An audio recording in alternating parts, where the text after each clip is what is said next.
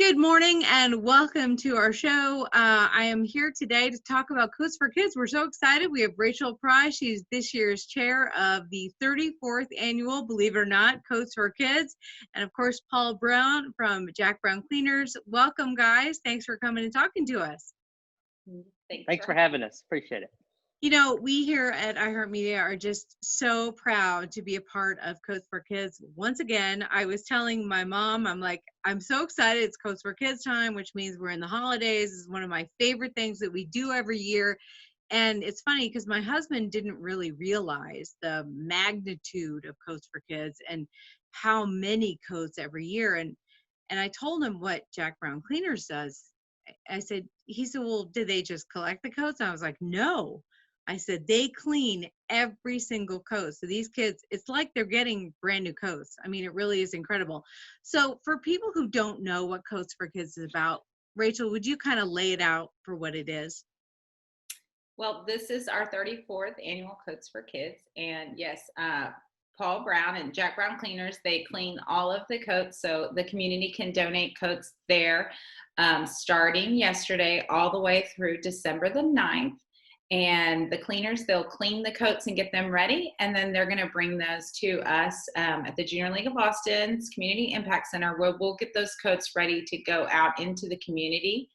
Every year, historically, we've collected over 30,000 coats a year. So we don't know what this year will look like because it's the first time we've done it in a global pandemic. So we're just happy that we can continue this tradition at a time when we know our community needs us the most. So we're grateful to have all of our partners in this, and we definitely couldn't do it without Jack Brown Cleaners cleaning those coats and getting them ready for us. So. And Paul, you guys have how many locations that are helping out this year? We have 43 locations in the Central Texas area. And you not only take coats, but do you guys also take cash and checks? We do. We'll be glad to take any monetary donation along with those coats. Every little bit helps. So Rachel, talk a little bit about not only, so we'll get to the whole pandemic and what that means, but talk about what the Junior League does for these kids. Because I mean, you know, I think most of the people who are in a situation where we're thinking about helping others, having a coat is something we take for granted. If a kid is sitting there at the bus stop and they don't have a coat, what kind of life are they dealing with here? If you don't have a coat, this is really, these are kids who are struggling with basics. Absolutely. And we know that this year, even more families are put in that situation. And so we all know how the weather here in Central Texas can be unpredictable. And when you're thinking of your family's necessities, you're thinking of, paying your electricity bill, your rent, weather can be the last thing you're thinking about here because it can go from being 80 degrees and hot to the next day being, freezing, below freezing. And so I think that's part of the reason why this program is so important for our community. More importantly than others sometimes is because of that unpredictable weather. And it's nice for families to know that the Junior League of Austin and Coats for Kids and this program is going to be there for them year after year to make sure that this basic necessity is taken care of.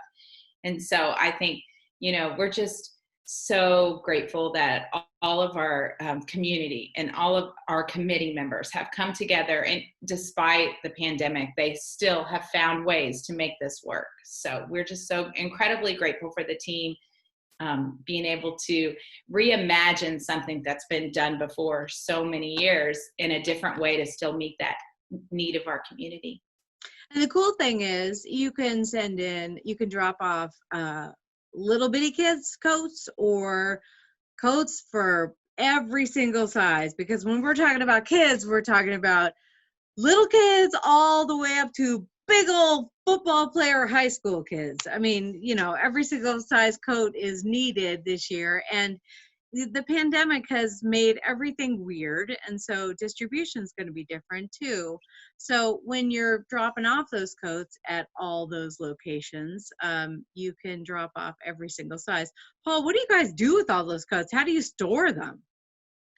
Well, we take it a day at a time.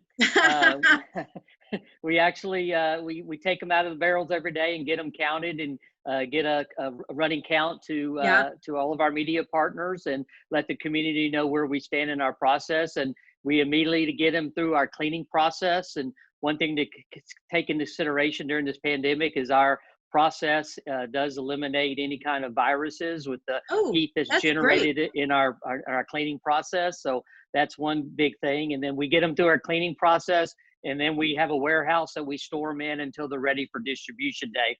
Which this, like I said, this week's going to be a little bit, this year's going to be a little bit different. So we'll get them out of our warehouse a little bit sooner. So, one thing I also wanted to mention was when people drop off at any of our stores, we do have drive-through locations. Most of our locations have drive-throughs. We have barrels out in the drive-through. You can literally just drive by, roll down your window, dump them in. So you get that contactless experience. Same thing, we offer curbside service at all of our stores. So, if you drive up and it's not a drive-through, just call the number that's on the window. They'll be glad to come out and get it for you. So you can put them in your trunk. We can pop the trunk. We'll grab them and take them, get them counted, get them cleaned, and get them over for distribution. That's fantastic. Another word we didn't think we'd be using so much, contactless, right? Correct. That's Overused a lot. right. But that's good. I didn't even think about the cleaning of them to get off any sort of cootie. But that's wonderful. And so many locations to drop them off and having a running. And we have to mention thank you to KView, because KView is a sponsor forever too for Coats for Kids. And if you need more information, before I need to say thank you again, we're talking to Paul Brown from Jack Brown Cleaners and Rachel Pry. She's this year's chair of Coats for Kids from Junior League of Austin. The website is jlaustin.org/coats to get more information. And KView, longtime sponsor, along with iHeartMedia for Coats for Kids. What is the pandemic, or what's the pandemic done for distribution? Because usually you have a big old party. Distribution day is great fun down at the Palmer Event Center, right? But this year, of course, like everything, it's different. What are you guys going to do for distribution?